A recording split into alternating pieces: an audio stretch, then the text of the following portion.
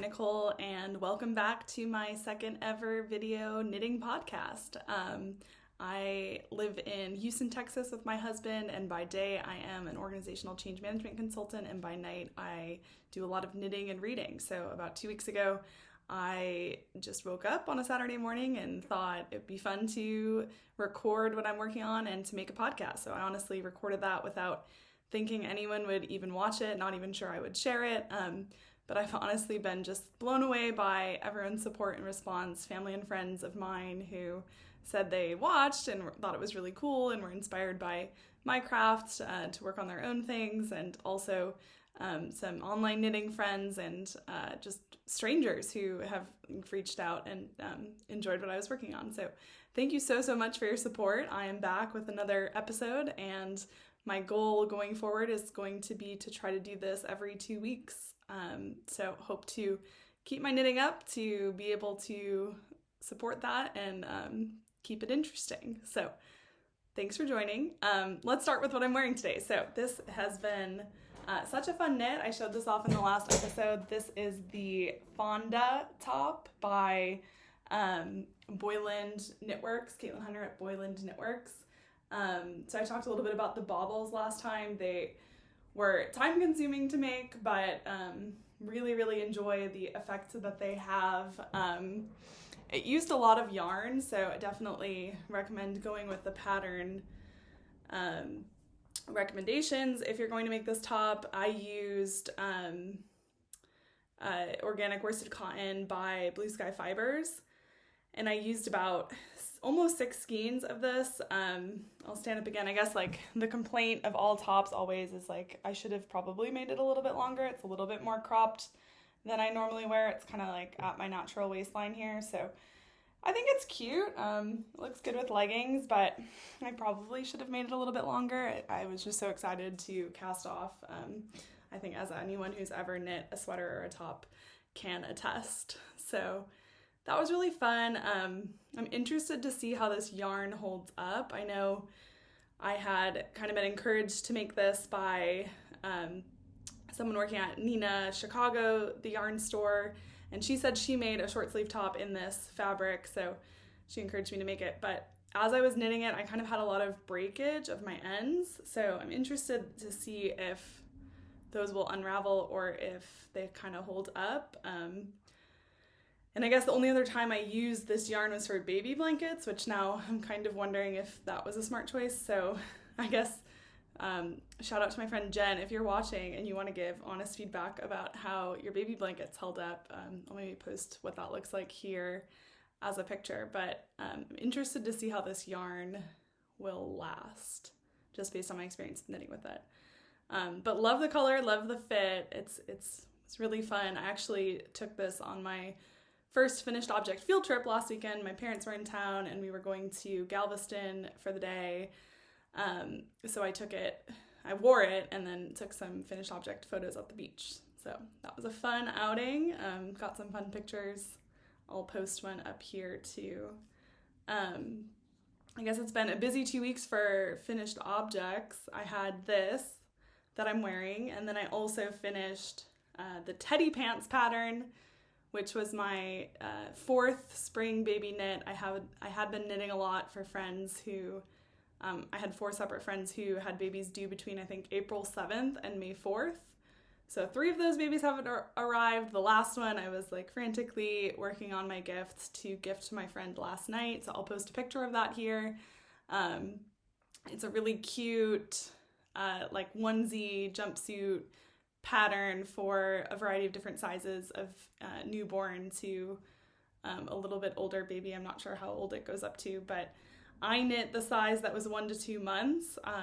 It is a petite knit pattern, so she had a 1 to 2 months size. I'm not really super familiar with that size in the US, but I kind of wanted it to be like newborn-ish, so that they could take some cute pictures with the newborn, but I wanted to make sure it fit and that the baby didn't grow out of it immediately. So hopefully that works out. That was a really fun knit. It was my first time knitting a baby garment. It was my first time sewing snaps onto a garment, which was probably my least favorite part of the whole project, and then also my first time embroidering on knitting. So it had an embroidered teddy face on as the last step of the project, and that was actually surprisingly fun and went a lot faster than I had anticipated. So super, super fun knit. It took me a lot longer than I thought it would, mostly because I was working on other things and procrastinating, but babies come with due dates, so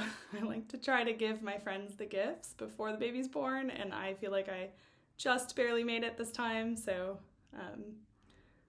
that baby is soon to arrive. So that wraps up my spring baby knits. I had one more friend announce that she is due in October, but I get a little bit of a break in my baby gift knitting. I absolutely love making gifts for friends and love knitting for babies, and I probably do about half of my knitting as gift knits, but I kind of go in phases.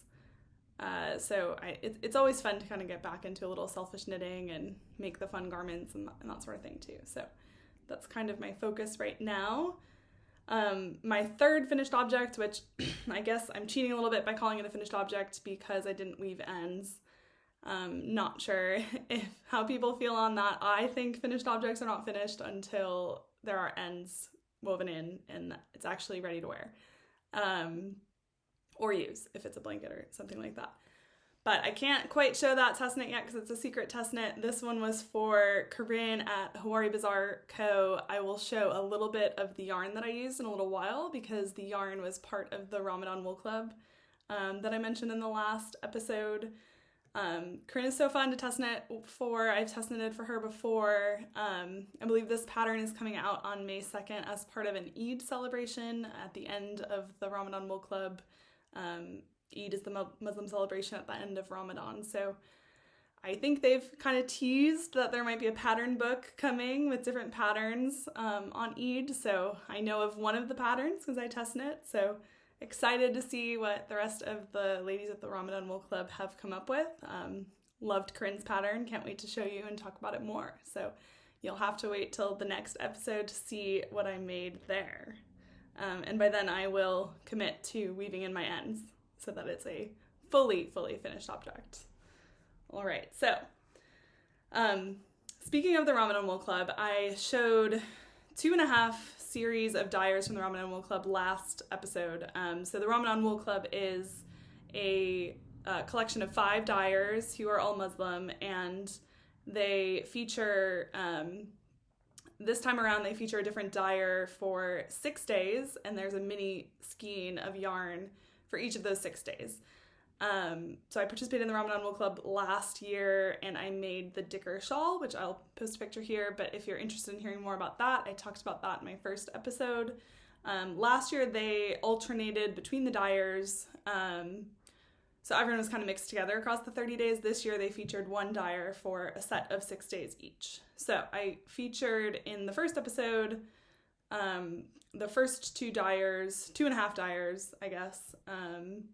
So we're not quite through the 30 days. So right now I have, I guess, like another 2.5 dyers to show. In the next episode, I'll show the remainder of what hasn't been technically opened yet.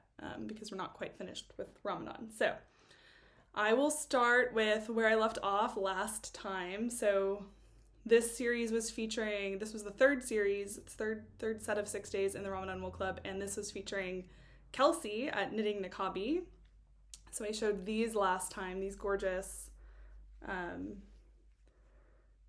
skeins. These were the first 3 days of the Ramadan, well, not of the Ramadan Wool Club, but of Kelsey's feature in the Ramadan Wool Club. So in order here from the yellow, this was El Qadar, Isha, and Taraweh with the blue. And then what's new and I haven't shown yet, this is Qiyam. So I guess it's maybe a little clashing with my shirt a little bit, but it's this like really nice mustard yellow. And then we had Tahajjud, which was this like really pretty stone gray. And then finally we had, I think it's Witar, And this is like, oh my gosh, like a beautiful sky blue. And this series was inspired by night prayers, I believe. So each dyer of the Ramadan Wool Club kind of drew their inspiration from a different source, something to do with Ramadan or their Muslim faith. I guess I should say I'm not Muslim myself, but I had such a fun time supporting these ladies last Ramadan when they launched their initial Ramadan Wool Club, and I learned so much from them and made some online knitting friends participating in the knit along with that. So I was just really excited to support them again this year, and just really excited to see their evolution of this club and what they did with it. So I've completely enjoyed it again this year. And like I said, I've already started knitting with one of them because of the test knit. So excited to knit with the rest of them. But yeah, so these were inspired by Night Prayers, Kelsey series, and each of these was a 50% non-superwash Corridale and 50% British mohair. So it has like a nice halo. I don't think I've ever seen or touched this base before, so I'm really excited to use it. Oops, not very good at holding all of these together, but this is the series from Kelsey. Loved these colors. It's really hard to pick a favorite. I just open them every day and they're all gorgeous. So that is that series. Then the next series we had was Ishrat at Fruitful Fusion. So I totally love how each dyer has like a very different set of colors this year. And gosh, Ishrat, I'm sorry, I don't remember what the inspiration for this series was, but I do have the colorway names, so I will share those. Okay, so the first day was this like burgundy color, and this one was called Strength. It's like a gorgeous tonal. I feel like almost all of these I like would love a sweater quantity in. I need to stop buying sweater quantities of yarn though, because I need to knit some sweaters first. You'll see some more acquisitions I had this week, but the second day is called Connection. I'll actually just like take this off. It's like gorgeous speckles of pink, coral, this like yellow color, brown, blue, obviously, green, really pretty. And then we get into Focus. And it's this like really nice pink and green.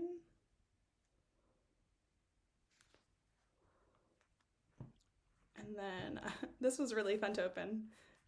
The green really surprised me. So it's like this lime green, and again, I'm probably clashing with my shirt, but it's this really pretty green and like speckles of like red and orange and yellow. It's kind of lime, but has like some depth to it too. It's really gorgeous.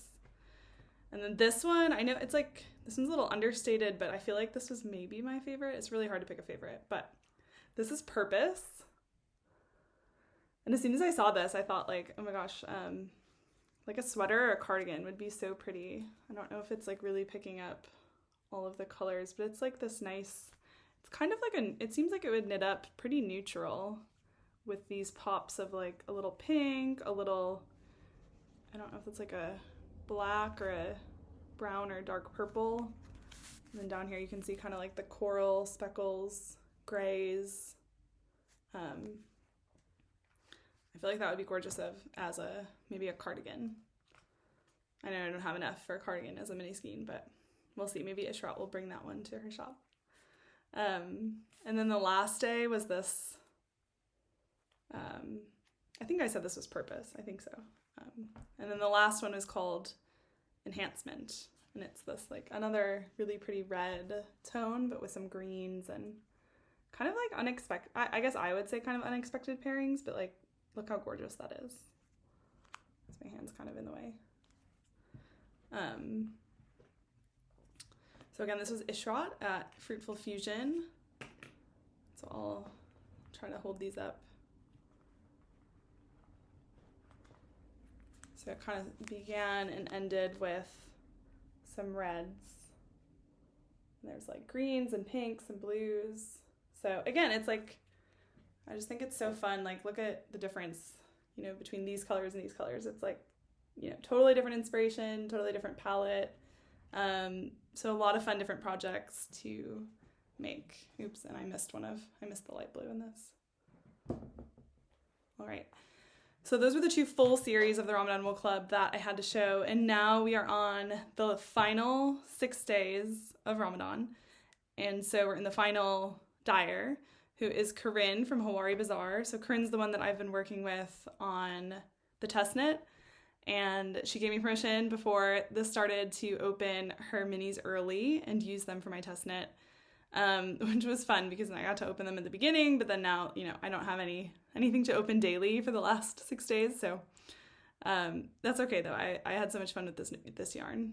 But anyway, I don't have the mini skein version of these live. I took some pictures of them, but I'll just show you the little tiny cakes that I have left after my test knit. So maybe this will give you like a little spoiler of how much yarn I've used in my test knit. But that shouldn't spoil too much of the pattern. So the first day was Hijri, I think it's called. It's this like really bright pink. So I was excited to see this bright pink and like curious where the series is going. So is it going other bright colors or pinks or reds? It's always kind of fun to see what's going to come. And that one was followed by the colorway called Pillar, which was this like fun bright orange. So I feel like you kind of get the sense that maybe this is just going bright as the theme. And then the third day of this series was Kadar. It's this yellow, and I don't know if you can tell, but there's like some really subtle green. There's a little bit there. Some subtle green speckles in this and orange speckles. So all of these have kind of like a pretty cool depth. Like this one had some yellow speckles too. This one had some like reds and oranges. And then to be honest, I'm not really sure if today's the 4th or 5th day of this series. I feel like I've kind of lost track because I stopped opening these daily. But I know that this one was posted on Instagram, so I know that this is at least, there's probably one more that I could show today, but I'll show 4. So this is the last one that I'll show. And this green is called Taqwa. Okay, so the first 4 days of Corinne's set are these lovely bright neons. These kind of go with my shirt. So there's 2 more in Corinne's series, so I will show those next time. And then there is an Eid Day gift. So I still have that left to open. I haven't opened that yet, so I'll also show that next time. And like I said, I'm excited about the pattern teasers that we've gotten. We also, I showed last time this earring set that had a pattern teaser too, so I'm excited to make those earrings. Each of the dyers also gave a stitch marker, and I know I didn't have those with me last time, so I'll actually just go ahead and show all of those now. So this is the first stitch marker that was from Abuelita Fiber Co, Fatima at Abuelita, and it's this cute little copper moon.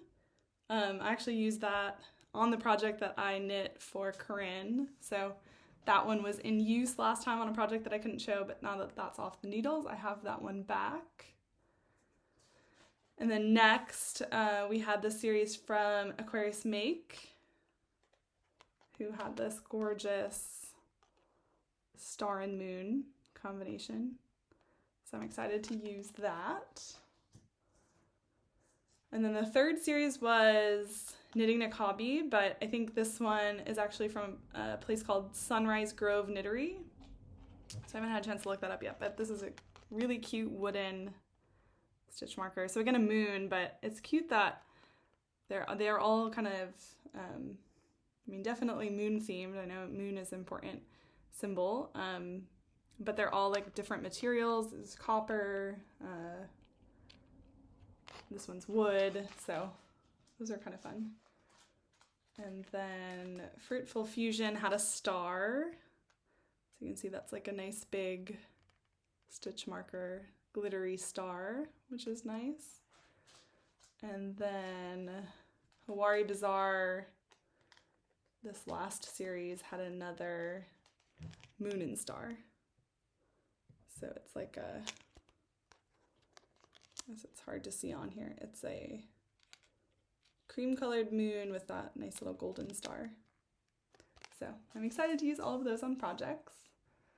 I think that wraps up the Ramadan Wool Club for now. So thank you so much to all the dyers at the Ramadan Wool Club for another amazing year of the Ramadan Wool Club. And I know I haven't seen everything yet. I know the Eid gift is still unopened, so I'm excited to see that, excited to see what patterns all these ladies come out with. So thanks for such a fun experience, and to all of those other knitters who have also been opening these gifts along with me. Okay, so I had one kind of fun surprise gift this month. One of my friends sent me, actually wasn't sure who sent this, so I had to like ask around about who sent me this fun surprise gift, but my friend Kimmy was like really excited about my first podcast, so she sent me this gift in the mail, and she was like, you know, literally 40 weeks pregnant at the time, waiting for her baby to be due. So I was like, oh my gosh, you're like thinking of like sending gifts and stuff like this at this time, like just so sweet. And she now has a beautiful baby girl at home, so wishing her well. Maybe I'll post a picture of the blanket that I made her and sent that about a month back. So wishing Kimmy the best if you're watching, but you're probably not because you're probably busy with your little girl. But it was a natural dye yarn kit that she sent. So it came with this skein of 100% Peruvian Highland wool. And then it came with instructions on dyeing yarn, and it came with some natural dyes. So I haven't done any natural dyeing. I did one dyeing session with my friends, Melanie and Amanda. They're both online crafters too. So Melanie made it, and Amanda Catherine crafts. We did dyeing one time with cake icing, and it was really fun. So if anyone's interested in that, feel free to reach out and I'll share some info. But this one came with hibiscus petals, cochineal, oh gosh, I don't know if I'm saying that right. That's a little embarrassing. Alum and cream of tartar. So I'm excited to dig into that and read those instructions and dye my first natural dyed yarn.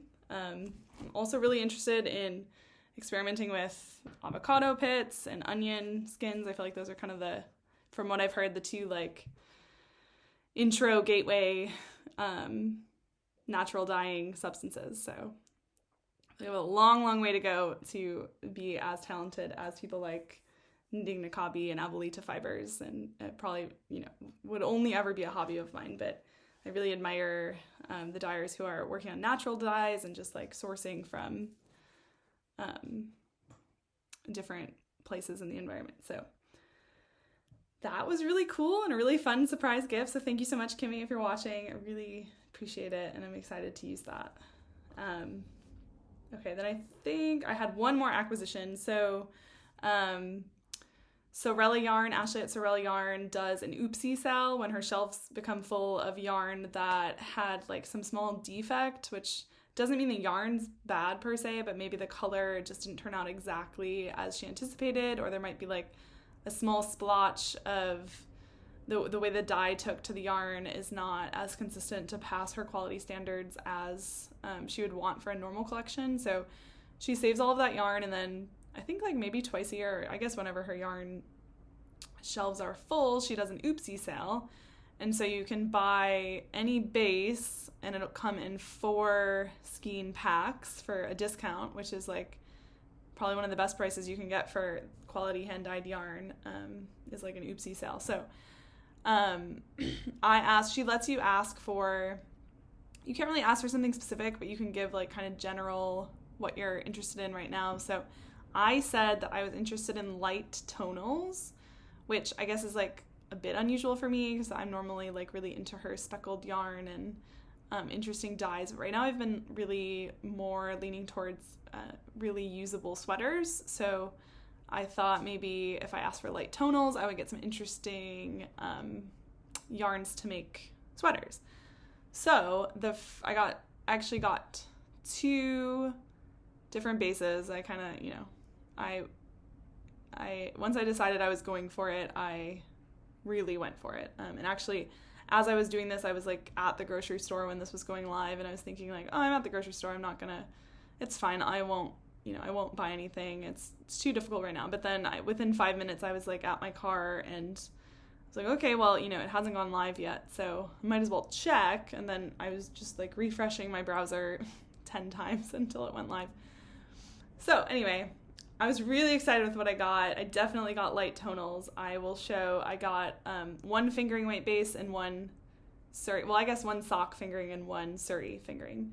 So this is the Suri that I got. So maybe I'll show a 2 different skeins of this. I got 4 skeins of this, and it's just like gorgeous, really, really light blue. And I actually think this is just so funny because earlier, I guess I ordered this first, but then later in the week, I bought the Dear Duomo sweater pattern, which I'll post here, by Seunghee Knits, because it's just like a gorgeous simple sweater pattern that she had been working on for a really long time. All the testers looked so beautiful in their test knits, so I decided to purchase the pattern and then think about the yarn later. And then Shannon from Woolberry Fibers went live with Pūpoli yarn, which I'll also post here, and I thought that colorway looked so gorgeous for the sweater I was thinking of making. So once I bought that, I was thinking it would go really well with a very light blue mohair or Suri. So I had been looking for a light blue mohair or Suri, and it basically arrived on my doorstep. So really excited to make Seunghee Knits Dear Duomo sweater, which I'll show here in this and the Pūpoli yarn from Shannon at Woolberry Fibers, which that hasn't come yet, so I will show that next time. So that was one of the sweaters that I will have planned for the Sewrella Yarn Oopsies order that came in. The other one, so the sock fingering yarn that I got was, I'll show this. This is this like really light beigey pink. It presents more pink in person. I don't know if that's coming across on the screen, but I guess it's kind of beigey, but pink.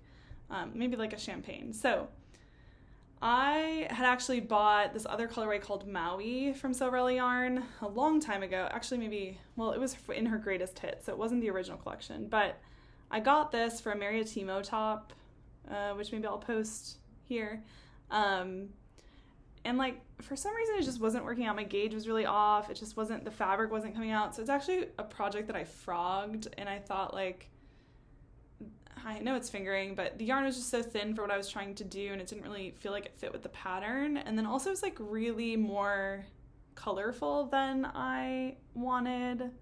I don't even know if that comes across on screen, but it's like a lot of color, and I love the colors, but I just wanted it toned down a little bit. So I've been holding on to this thinking like maybe I'll hold it with mohair.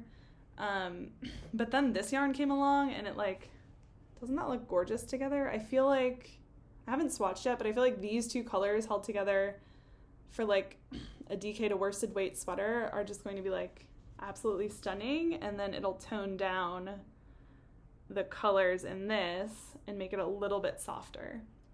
So I don't have a pattern picked out yet, but I'm really excited about that. So I'll have 4 skeins in this like champagne color, and I have 3 skeins in this. I'm hoping that'll be enough for whatever I choose to make. So yeah, I went a little crazy with buying yarn this week, I know, but I have been knitting a lot. So I've been going through yarn quickly, which is good. And a bunch of the whips that I'm working on now used yarn that was in my stash. So I'm going through some stash yarn. So I kind of feel like when I use a little bit of stash yarn, I can buy a little more yarn to kind of just keep my stash isn't that big. But it's nice to have like a few things on hand so that when a test knit comes up or something else comes up, you can kind of like grab it and just start right away. So when inspiration strikes, you can pick up yarn from your shelves and knit with it. So I'll get into my whips next. I have 2 whips. So first, I showed last week is the Frequency sweater by Tina Say Knits. And this is what I'm knitting as part of the Knit Diverse Knit Along for 2022 that Amy Sure Makes is hosting.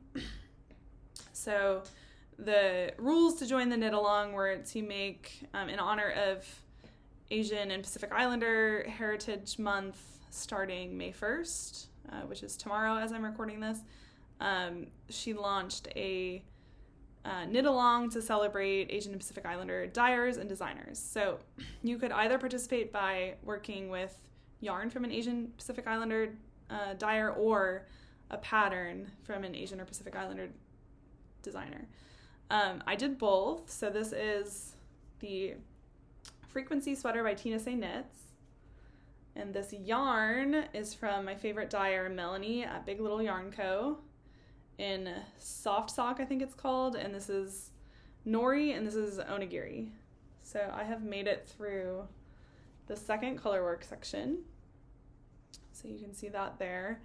And I said this last time, but I was really intrigued about how this was going to knit up. I knew that there wasn't a ton of consistent contrast between these two colors because there's a lot of like dark green in this. But the effect that it's creating is exactly what I wanted. It's like this fuzzy color work, so there are definitely some gaps. But since this is the Frequency Sweater, I thought it would be cool. I think it's kind of like based off of sound waves, and you know, sound waves are kind of like fading in and out. So I actually like the effect that it's creating a lot.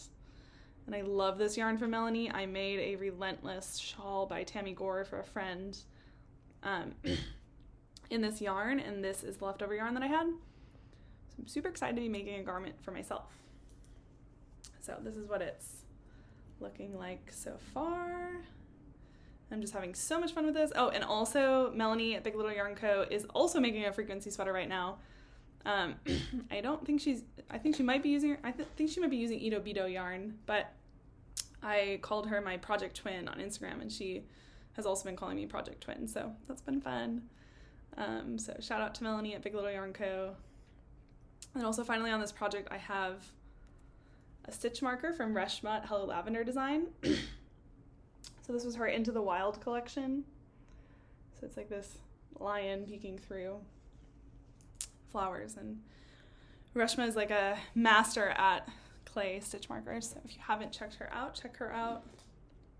She has gorgeous collections.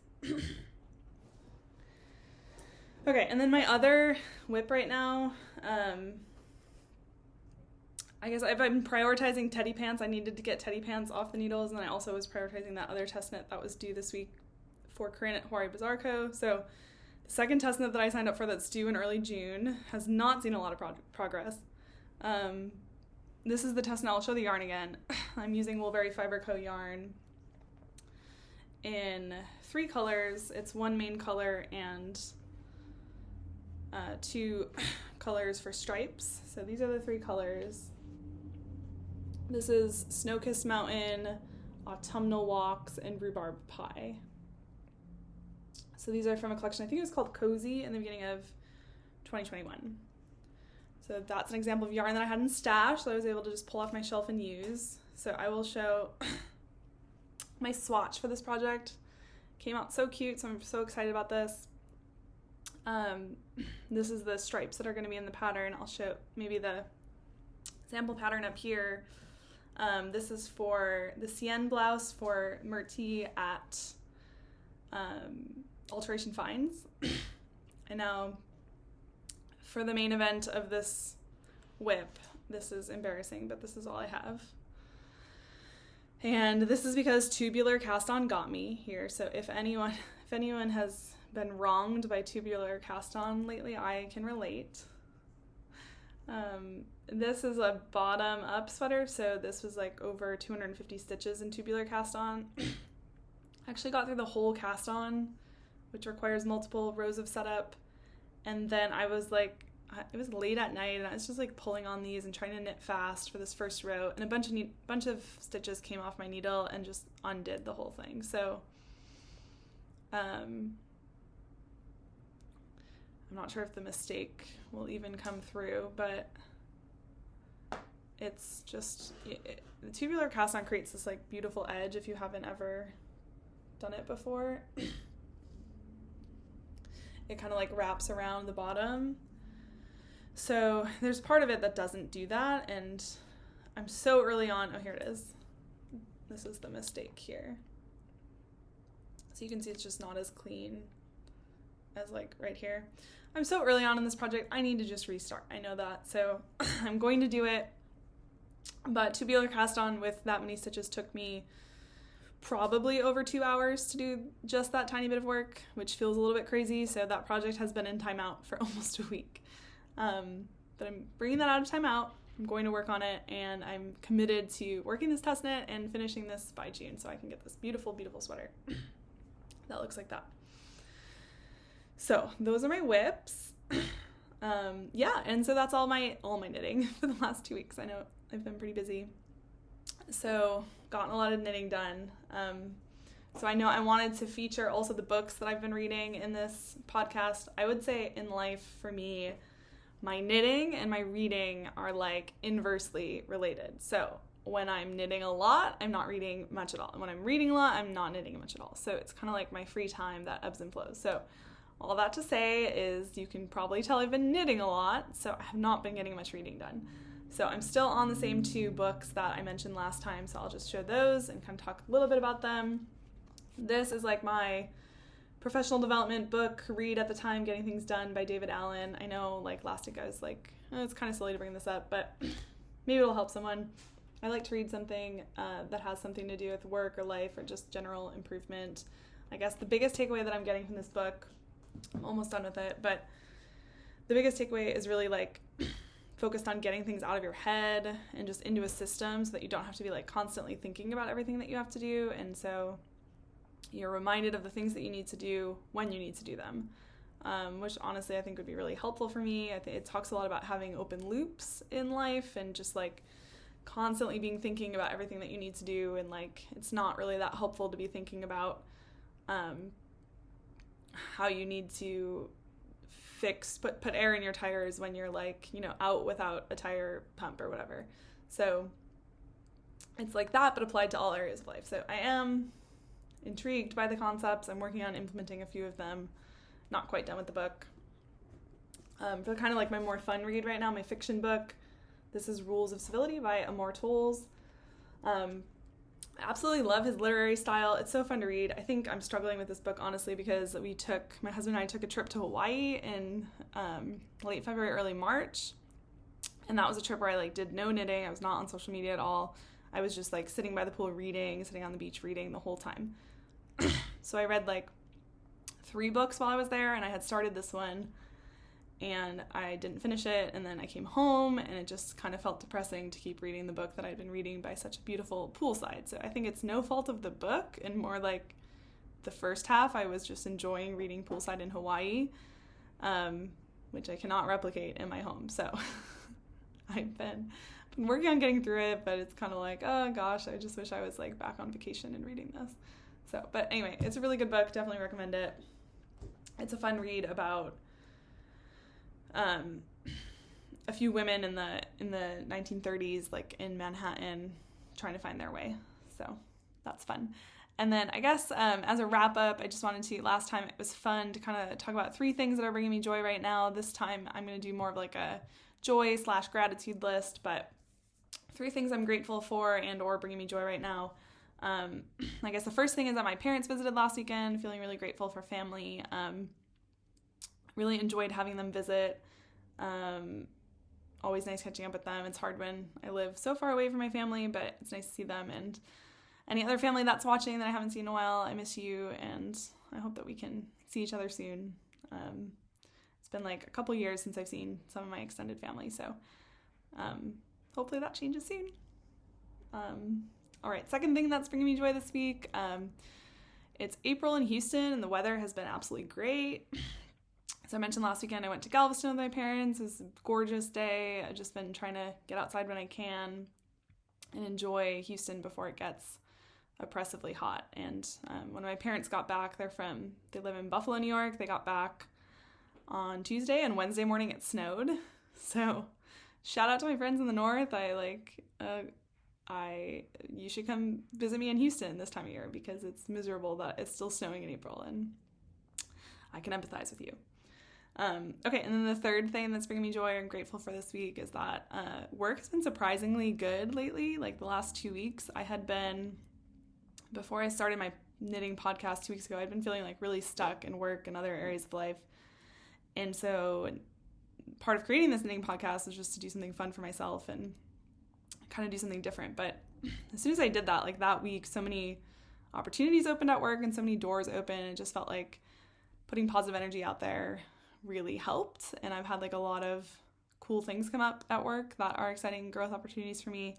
And then even this week, I went into the office and recorded like a silly video with some coworkers and was like, had a moment where I was like laughing so hard I was crying, which is just something you don't get a lot working from home. I've been working mostly from home for the last 2 years. And it was just a nice like throwback to just having fun with colleagues in the office. So appreciate that, grateful for that. And as I wrap up, I'd just like to say thank you so much. Thank you so much for watching. I am shocked that I got any views last time. And I had multiple friends at least reach out to me and say like they're inspired. They picked up different crafts that they hadn't worked on in a while, and that was so meaningful to me. And I hope I inspired people that haven't reached out too. I guess like last time I said, if I inspire one person, this will have been worth it, and I truly mean that. So I hope again this week I've been able to inspire just one person. Really means a lot to me that you tune in and watch. So come back in 2 weeks and I'll share more. And until then,